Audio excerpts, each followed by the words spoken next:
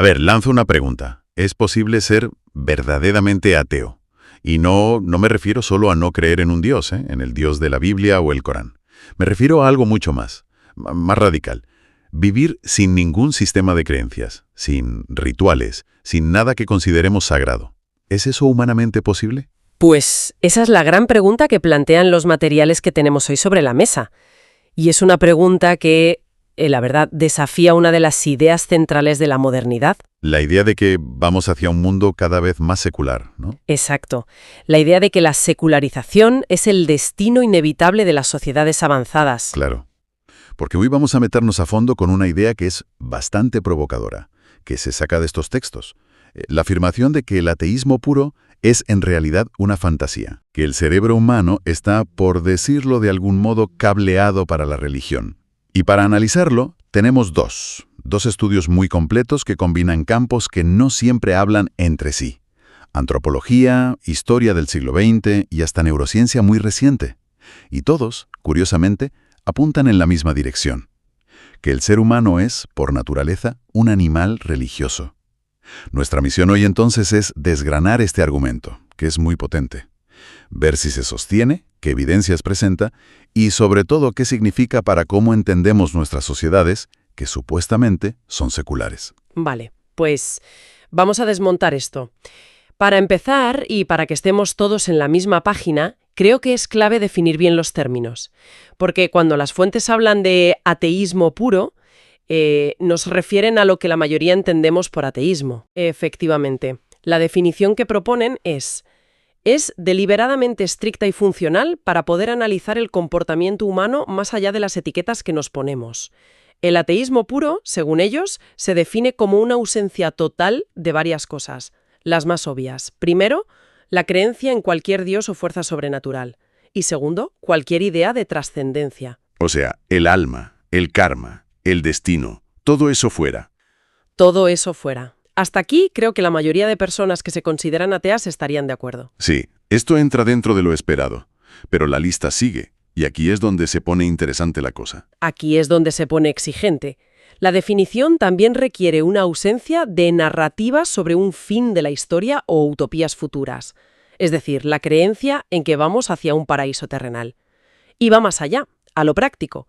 Ausencia de rituales colectivos con un significado sagrado. ¿Te refieres a bodas, funerales, cosas así? Exactamente. Y también, ojo, ausencia de tabúes morales absolutos, lo que podríamos llamar pecados seculares. La lista se completa con que no existan mártires, herejías, una ortodoxia moral incuestionable y, esto es crucial, la ausencia de objetos o espacios sagrados. Espera un momento. Objetos sagrados, ¿eso qué incluiría? ¿Una bandera nacional, por ejemplo? ¿O el cuerpo de un líder venerado? ¿O incluso un texto como una constitución que se considera intocable? Precisamente, bajo esta definición funcional, una constitución que no se puede tocar o una bandera que por ley no se puede quemar serían objetos sagrados. Y una sociedad que los venera de esa forma, pues no sería puramente atea. Con esta definición el listón está altísimo. La cosa se complica una barbaridad. Y la pregunta que sale de aquí es obvia. ¿Alguna sociedad en toda la historia de la humanidad ha cumplido alguna vez esos criterios? Y aquí es donde los textos tiran de antropología. Y la respuesta es un no rotundo. Citan a Emil Durkheim, uno de los padres de la sociología, que ya en 1912 dijo que no hay sociedad conocida que no haya tenido religión. Entiendo el argumento histórico, pero claro, eso es de hace más de un siglo. Con todo lo que ha avanzado la arqueología y la antropología desde entonces, ¿esa afirmación sigue en pie? ¿De verdad no se ha encontrado ni una sola excepción? El descubrimiento la ha refutado. Y es importante entender qué quería decir Durkheim.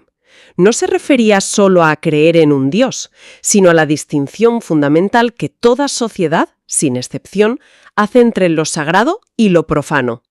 Toda cultura tiene cosas, lugares, ideas o momentos que aparta del resto y los trata con una reverencia especial. Claro.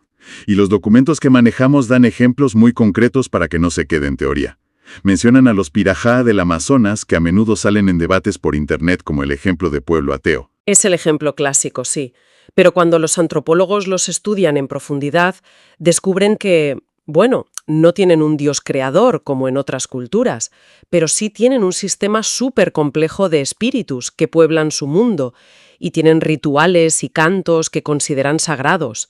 No encajan en nuestra idea de religión, pero sí en la definición funcional de Durkheim. Y entiendo que pasa lo mismo con los Kungsan del Kalahari, ¿verdad? Se menciona su danza de curación trance. Exacto. Es un ritual colectivo potentísimo que, según describen los antropólogos, es como su equivalente a una misa semanal. No es para adorar a un dios, sino para fortalecer los lazos de la comunidad, para sanar y para dar sentido a su existencia en un entorno muy duro. Cumple una función religiosa. A mí lo que me parece más revelador es el fracaso de los intentos por encontrar pruebas de lo contrario. Los textos dicen que los antropólogos soviéticos buscaron activamente tribus ateas primitivas. Buscaban un respaldo para la ideología del Estado, claro. Y fue un fracaso total. Mientras existía la censura del régimen, publicaban informes sesgados, pero en cuanto se pudo investigar con libertad, tras la caída de la URSS, lo que salió a la luz fue un mundo riquísimo de chamanismo y otras formas de espiritualidad que habían ignorado o reprimido. La conclusión es clara. No existe ni un solo registro de una sociedad humana que carezca por completo de esta estructura de lo sagrado. Entendido. O sea, desde la antropología nunca ha existido una sociedad así de forma natural. Pero eso me lleva a la pregunta del millón. ¿Se puede crear una? ¿Qué pasa si un Estado con todo su poder decide arrancarla de raíz, como intentaron hacer en el siglo XX? Ese es el siguiente gran bloque de evidencia que analizan las fuentes, los grandes experimentos ateos del siglo XX. La Unión Soviética, la China de Mao, la Camboya de Pol Pot, incluso la Albania de Enver Hoxha. Todos ellos intentaron erradicar la religión por la fuerza. Y el resultado, según estos análisis, no fue crear sociedades puramente seculares. Al contrario, generaron lo que podríamos llamar religiones de sustitución. Y con una rapidez asombrosa, además. El vacío que dejó Dios no se quedó vacío mucho tiempo. Ni un segundo. El caso de la Unión Soviética es el más documentado y a mí me parece increíblemente revelador. Es que la estructura religiosa tradicional fue replicada casi punto por punto. Totalmente. Empezando por la reliquia sagrada por excelencia, el cuerpo embalsamado de Lenin, expuesto en el mausoleo de la Plaza Roja, se convirtió en un lugar de peregrinación obligatorio para generaciones. Un momento. Veo fácil el paralelismo con Lenin como una reliquia, pero ¿hasta qué punto se puede equiparar el culto a un líder como Stalin con la devoción religiosa? ¿No podría ser simplemente, no sé, un mecanismo de control, una herramienta de propaganda, más que una necesidad espiritual del pueblo? Es una objeción muy importante. Y sin duda era un mecanismo de control del poder, claro que sí. Pero la pregunta clave es, ¿por qué ese mecanismo adoptó una forma tan religiosa? El culto a Stalin como padre de los pueblos, una figura infalible, casi omnisciente. El marxismo-leninismo como un dogma con sus textos sagrados y sus verdades reveladas. El trotskismo tratado como una herejía que había que purgar. Y las confesiones públicas de los purgados que son inquietantemente parecidas a las confesiones de pecados para salvar el alma. Solo que aquí era para salvar la pureza del partido. Exacto. Y no podemos olvidar la escatología, la promesa de un futuro redentor. No era el paraíso en el cielo, sino la utopía de la sociedad comunista sin clases en la tierra.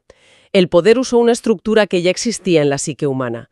Le dio al pueblo un nuevo dios, el partido, nuevos santos, los líderes, nuevos demonios, los herejes, y una nueva promesa de salvación. Funcionó porque aprovechó una necesidad devocional que ya estaba ahí. Y lo más increíble es que este patrón no es una cosa solo soviética, se repite en los demás experimentos. Así es. En la China de Mao, el libro rojo era el texto sagrado que millones de personas llevaban a todas partes. Las sesiones de autocrítica eran funcionalmente confesiones públicas. Y en Camboya, Pol Pot fue todavía más lejos. Abolió el calendario budista para empezar el año cero. Se convirtió él mismo en el centro de un nuevo culto, con sus himnos, sus mártires. El ateísmo de Estado más radical no duró ni una década antes de generar su propia teología. Vale. Entiendo el argumento para los regímenes totalitarios, donde un poder central impone una ideología desde arriba. Pero ¿qué pasa con las democracias más seculares del mundo? Pienso en países como Suecia, Japón, la República Checa. Ahí la mayoría de la gente se declara no religiosa, y no hay un partido único imponiendo nada. Esa es la prueba de fuego del argumento, y los análisis la abordan de frente. La tesis es que si rascamos la superficie de estas sociedades, encontramos que las funciones que tradicionalmente cumplía la religión siguen muy presentes, aunque operen con otros nombres, a menudo seculares o culturales. A ver, dame un ejemplo concreto. ¿Cómo se ve eso en Suecia, que siempre se pone como el epítome del secularismo? Pues mira, tomemos los funerales. En Suecia, el ritual funerario más común ya no es el cristiano. Ahora son las ceremonias civiles. Pero estas ceremonias, con música pop que era importante para el difunto, con discursos humanistas sobre su memoria, con la reunión de la comunidad, cumplen exactamente la misma función ritual que un funeral religioso: dar sentido a la muerte, procesar el duelo en grupo y cohesionar a la comunidad. Es un funeral secular, sí, pero sigue siendo un acto sagrado en el sentido funcional de Durkheim. El caso de Suecia con los funerales civiles lo veo claro. Es un ritual secular que reemplaza a otro. Pero Japón siempre me ha parecido una paradoja. Las encuestas dicen que son de las sociedades más ateas, pero luego ves imágenes de templos abarrotados en Año Nuevo. ¿Cómo explican las fuentes esa contradicción?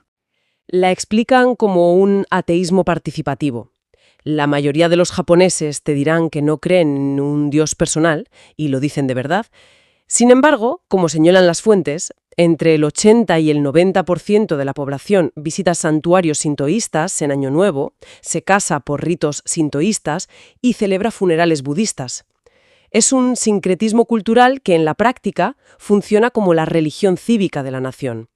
No se preguntan si creen, simplemente participan en un sistema ritual que da orden, ritmo y significado a sus vidas. Y luego está el caso de la República Checa, que es muy llamativo. Allí se señala al activismo ecologista más radical como un sistema que ha adoptado una estructura casi religiosa. Sí, y se analiza su estructura funcional, no si tienen razón o no. Se habla de dogmas como el objetivo incuestionable de cero emisiones, de pecados como volar en avión o comer carne, de figuras que adquieren un estatus casi profético como Greta Thunberg y de rituales de purificación. Y de indulgencias como la compensación de carbono, que es casi como comprarle una dispensa al planeta por tus pecados aéreos. La estructura es sorprendentemente similar. Exacto. Y de nuevo, el argumento de las fuentes no es si esto es bueno o malo, sino que el patrón de comportamiento es idéntico a los patrones religiosos que conocemos de toda la vida. Los documentos también mencionan cómo ciertas corrientes ideológicas en el mundo anglosajón, como el progresismo identitario, pueden funcionar con una estructura parecida. Ideas de pecado original, el privilegio, la herejía que se castiga con la cancelación, textos fundacionales que se consideran sagrados. Y hay que insistir, como dicen las fuentes, en que la idea no es juzgar estas corrientes, sino solo analizar su estructura. El argumento no es de valor, sino de forma. Muestra cómo, incluso en los entornos más seculares, esa necesidad de un marco moral con elementos sagrados, prohibidos y redentores vuelve a surgir una y otra vez. Entonces, si este patrón es tan universal, desde tribus amazónicas a activistas en Estocolmo, pasando por los regímenes totalitarios, la pregunta del por qué tiene que apuntar a algo más profundo que la cultura. Tiene que estar en nuestra biología, en nuestra psicología, ¿no? Esa es la conclusión final a la que apuntan las fuentes. Nos llevan directamente al hardware, a cómo está construido nuestro cerebro. Aquí ya entramos en el terreno de la neurociencia. Efectivamente. Se mencionan estudios con resonancia magnética funcional, con fMRI, que son fascinantes. Lo que han demostrado investigadores como Andrew Newberg no es solo que se iluminen partes del cerebro durante experiencias espirituales.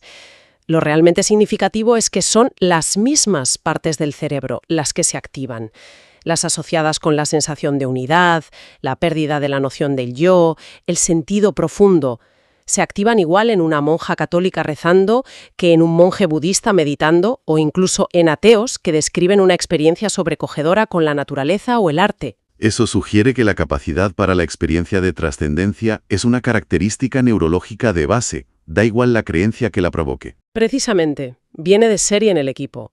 Y a esto se le suma la parte psicológica. Se cita el trabajo del psicólogo de Oxford, Justin Barrett, que argumenta que los niños son teístas intuitivos. ¿Qué significa eso exactamente? ¿Que nacemos creyendo en Dios? No exactamente en un Dios personal con barba, no.